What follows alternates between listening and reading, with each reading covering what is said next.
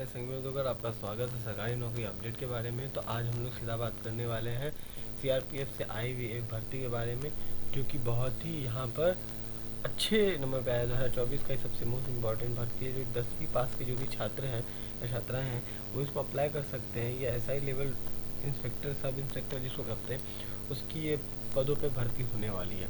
18 से 30 साल के जो भी हैं वो उसके लिए एलिजिबल है, और 165 सेंटीमीटर जिनकी भी हाइट होती है वो।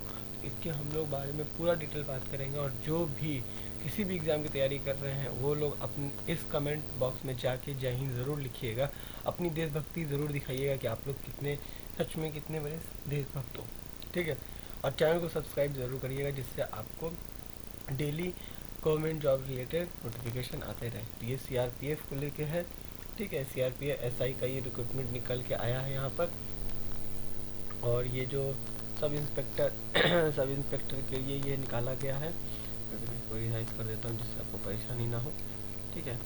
और इसके बारे में हम लोग पूरा डिटेल बात करेंगे, जैसे कि इसमें क्या कौन कौन है, कैसे इसको फॉर्म भरना है, ठीक है। एक एक ईच एंड एवरी डिटेल जो भी होंगे उसके बारे में हम लोग बात करेंगे। सबसे पहले इसमें नंबर ऑफ हम लोग वैकेंसीज़ में देखेंगे, नंबर ऑफ पोस्ट देखेंगे, फिर वैकेंसीज़ में अप्लाई कैसे करते हैं, कौन अप्लाई कर सकता है, कहाँ जॉब नोटिफिकेशन होगा, सैलरी क्या होगी, एज कौन कौन वाले लोग भर सकते हैं डिटेल में, फिजिकल रिक्वायरमेंट क्या क्या है, फिर एग्ज़ाम कहाँ पर, एग्ज़ाम पैटर्न क्या होने वाली है, फिर इसमें कौन कौन से डॉक्यूमेंट लगने वाले हैं इंपॉर्टेंट। फिर उसके बाद अगर देखा जाए कि यहाँ पे एजुकेशनल क्वालिफिकेशन कौन कौन है, फिर इम्पॉर्टेंट डेट क्या है, ठीक है, एड्रेस क्या है, तो ये सारी चीज़ें हम लोग उसमें बात करेंगे, ठीक है।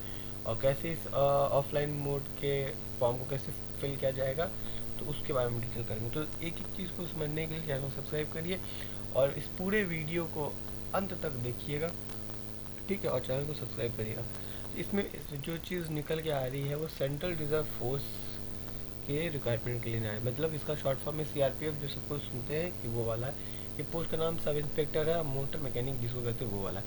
अभी नोटिफिकेशन का आप लोग को मेरे वीडियो को देखने के बाद आप लोगों को नोटिफिकेशन को जाकर खुद से उसके ऑफिशियल साइट पे जाकर मैं लिंक दे दूंगा वहाँ पे डिस्क्रिप्शन बॉक्स में, तो आप लोग वहाँ से जाके के सीधे नोटिफिकेशन बार से जाके आप लोग सारा नोटिफिकेशन पढ़ लीजिएगा इससे रिलेटेड, और उसके बाद ही फॉर्म भरिएगा।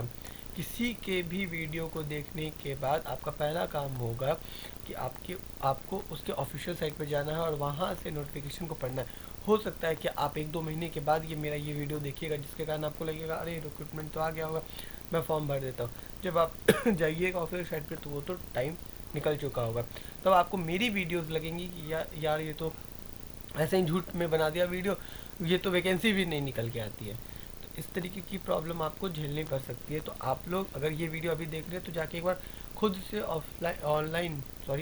आप लोग ऑफिशियल साइट पे जाके ऑनलाइन चेक कर लीजिए, उसके बाद वहाँ पे नोटिफिकेशन पढ़ लीजिए, अपनी एलिजिबिलिटी और वहाँ पे रिक्रूटमेंट जो भी है रिक्वायर्ड उस सारी चीज़ों को आप मैंने देख लीजिए, मैच कर लीजिए।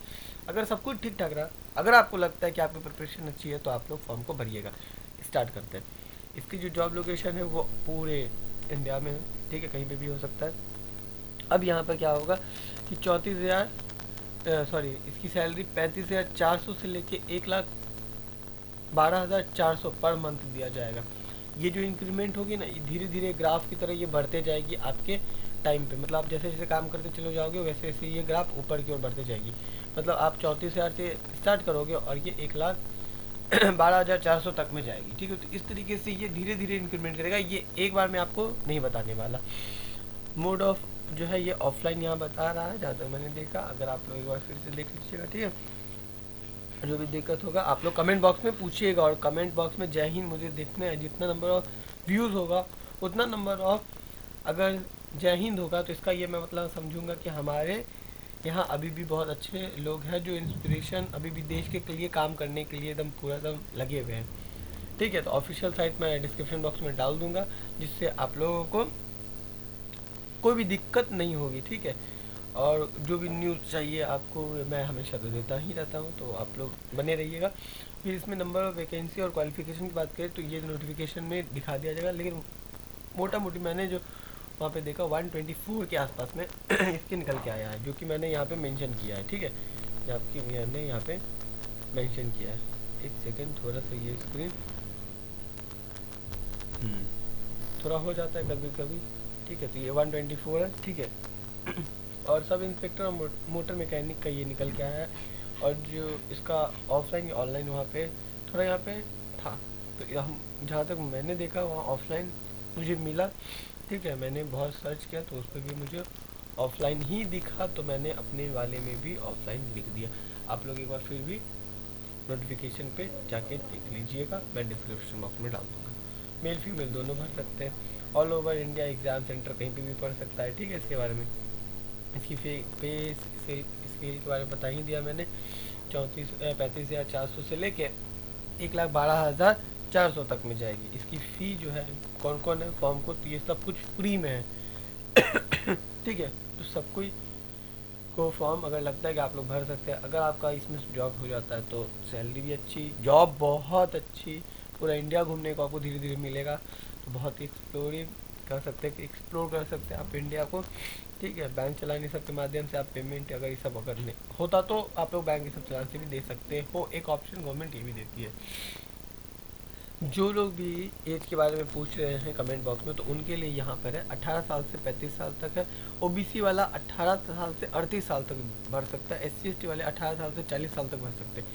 एज जो काउंट किया जाएगा 20 दिसंबर 2024 से काउंट किया जाएगा। जो SC ST वाले OBC वाले हैं उनको रिलैक्सेशन दिया जाएगा गवर्नमेंट रूल के अकॉर्डिंगली। मतलब यहाँ पे 5 साल 5 साल दिया जाता है SC ST वालों के लिए, और 3 साल दिया जाता है OBC वालों के लिए। ये स्क्रीन में लगता है कुछ हो गया ओवरलोड के कारण, सर्वर पे लोड पड़ता है तो कभी कभी कुछ होने लगता है यहाँ पे, ठीक है। तो इसमें आप लोग चिंता मत करिएगा, ये सब कुछ सही चल रहा है। कंटिन्यू करते हैं। ये मैंने कुछ यहाँ पे बना के रखा है इंपॉर्टेंट वीडियोस, ठीक है। तो आप लोग चैनल को सब्सक्राइब करिएगा तो वो आपको मिल जाएगी। तो जल्दी से आप लोग चैनल सब्सक्राइब कर दीजिए। मेल और फीमेल की जो हाइट है यहाँ पे 165 सेंटीमीटर है मेल के लिए, और फीमेल के लिए 155 है। अगर आप लोग नॉर्थ इंडिया जोन से आते हैं तो उनको 160 लगेगा सेंटीमीटर, और जो फीमेल आती है उनको 150 सेंटीमीटर लगेगा। रनिंग ये सब यहाँ पर शो नहीं कर रहा था तो मैंने नथिंग लिख दिया है। अगर कोई भी CISF एग्ज़ाम पैटर्न में अगर आता है तो वो मैं बता दूंगा, ठीक है। लेकिन एग्ज़ाम ऑलमोस्ट यहाँ पे 2 घंटे का दिया जाता है। OMR शीट का एग्ज़ाम होता है। OMR एक पिंक कलर की पेपर मिलेगी, उस पर अपना रोल नंबर, नाम, पता, एड्रेस, सब रोल नंबर डालना पड़ता है।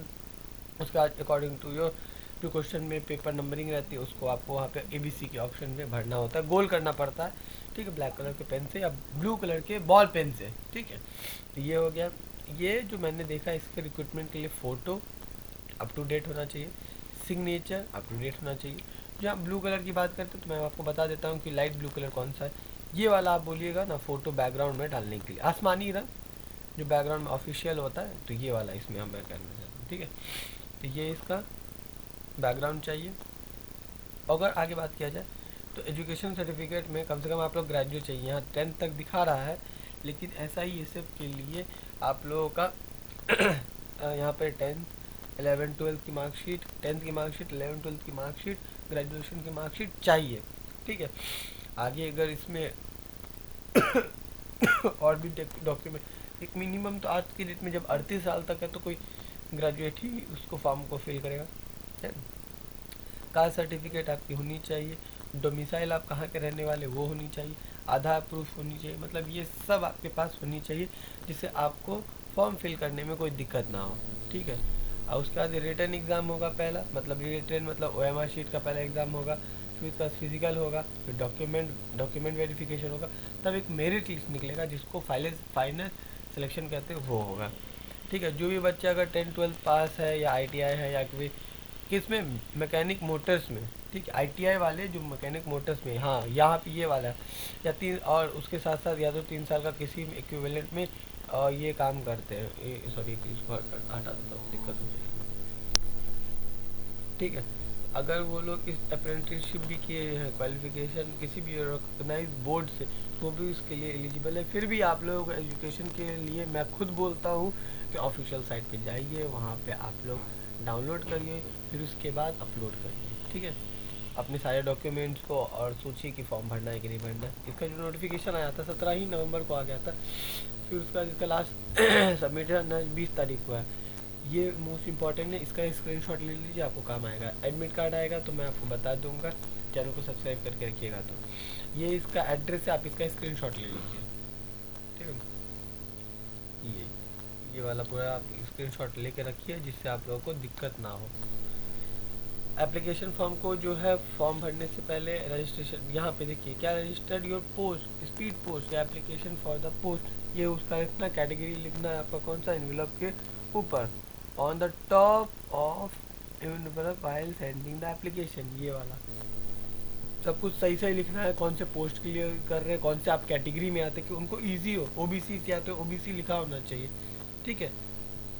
फॉर वो पोस्ट तो आप लोग लिखिएगा CRPF SI, सब जो भी तरीका आता है आप लोग बहुत अच्छे से कर सकते हो इस चीज़ को, तो वो आप करिए, ठीक है। ये हो गया। दूसरा, इस फॉर्म को कैसे फिल किया जाए ऑफलाइन। सबसे पहले आपको जाना एलिजिबिलिटी चेक करने के लिए CRPF के साइट पे, वहाँ पे अप्लाई ऑनलाइन लिंक रहेगा, तो वहाँ पे जाइए। ये CRPF का वेबसाइट है, ऑफिशियल वेबसाइट है, आप लोग जाकर खुद से वहाँ पे अप्लाई करके नोटिफिकेशन पढ़िएगा।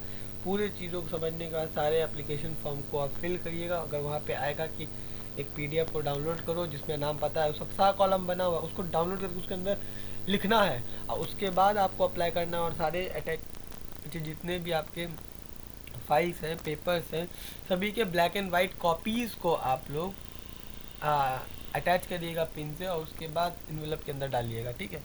कलर्ड नहीं डालिएगा, ओरिजिनल नहीं डालिएगा, सब का सब आप लोग कलर डालिए, ये ब्लैक एंड वाइट डालिएगा।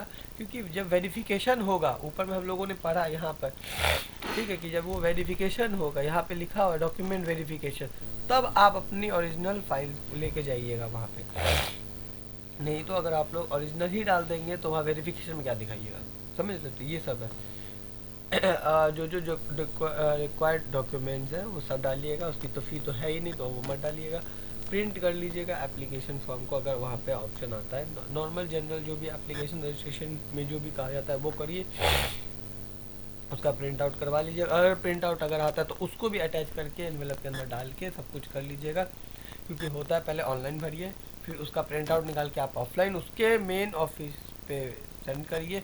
उसके बाद जब आपका सारा एग्जाम सब हो जाएगा और फाइनल जब निकलेगा मेरिट लिस्ट, तो उससे पहले डॉक्यूमेंट वेरिफिकेशन होगा। तो पहले पोर्टल पर चेक किया जाएगा, अच्छा ये बंदा ने, इस बंदे ने क्या किया, ऑनलाइन फॉर्म सबमिट किया, फिर ऑफलाइन भी सबमिट किया, फिर उसके बाद ये एग्ज़ाम में भी सेम मुंडी आई, मतलब 1 2 3 बार यही व्यक्ति आया, चौथा बार भी मेरे ही सामने खड़ा है। तो ये सारे चैनल को जब वो लोग देख लेते हैं, समझ जाते हैं, तब वो आगे बढ़ाते हैं। उनको एक में भी अगर थोड़ा सा भी गड़बड़ लगा चेहरा, तो वो क्या करेंगे, उसको डिस्क्वालीफाई कर देंगे, और उस पर इवन एक्शंस भी लिए जा सकते हैं, ठीक है। तो अपना ही सर्टिफिकेट इस सब में डालिएगा, अपना ही सर्टिफिकेट डालिएगा, दूसरा अपने फ्रेंड सब का मत डालिएगा। एप्लीकेशन ये जो भी होगा आप देख लीजिए, स्क्रीनशॉट ले लीजिए। और इन सब के जैसे कि नोटिफिकेशन ये सब लिंक में डाल दूंगा, ये ऑफिशियल है, आप लोग वहाँ पे जाकर भी देख सकते हो। एप्लीकेशन फॉर्म के भी लिंक को मैं डाल दूंगा। अभी तक में मैंने जितना भी अभी इन्फॉर्मेशन दिया, अपने तरफ से पूरा बेच देने की कोशिश किया। अगर फिर भी अगर कोई त्रुटि निकल जाती है तो मुझे माफ़ करिएगा। मैं अपनी तरफ से पूरी कोशिश करता हूँ कि आप लोगों को सही अथॉरिटी नोटिफिकेशन दे सकूँ, ठीक है। फिर भी अगर, क्योंकि बहुत सारे साइट पे जाके समझ के, फिर उसके बाद उससे एक्चुअल में जाके वहाँ पे समझ के एक पूरा PDF बनाने में पूरा टाइम लगता है, डेडिकेशन लगता है, मेहनत लगती है, स्क्रिप्टिंग लगती है, वीडियो शूट होता है, फिर उसके बाद एडिटिंग होती है, तो इस सब में बहुत टाइम लगता है, ठीक है। तो आपको सही सामान पहुँचाने के लिए मैं पूरी कोशिश करता हूँ। उसके लिए आप लोग चैनल को सब्सक्राइब करिए प्लीज़, लाइक करिए। फिर उसके बाद कमेंट में, अगर आप ये दोनों भी मत नहीं भी करते हैं, तो आप कमेंट में जय हिंद तो ज़रूर लिखिएगा, जिससे मुझे मोटिवेशन मिलेगी, ठीक है। और आपको भी आपके प्रिपरेशन में मोटिवेशन मिलेगी। आपका मैक्सिमम एज 35 साल होना चाहिए, लेकिन वहाँ पे 38 साल इसलिए दिखाया था क्योंकि वहाँ पे रिलैक्सेशन भी दिए जा रहे थे कुछ कुछ कैटेगरीज़ को, ठीक है। उसके बाद अगर इसकी सैलरी 35,000 से लेके 1,12,000 तक है, बहुत ही अच्छी सैलरी है, ठीक है। तो यहाँ तक आए हो तो ज़रूर चैनल को सब्सक्राइब करने की कोशिश करिएगा। मिलते हैं नेक्स्ट वीडियो में, अपना ध्यान रखिए, सुरक्षित रहे। जय हिंद, जय भारत।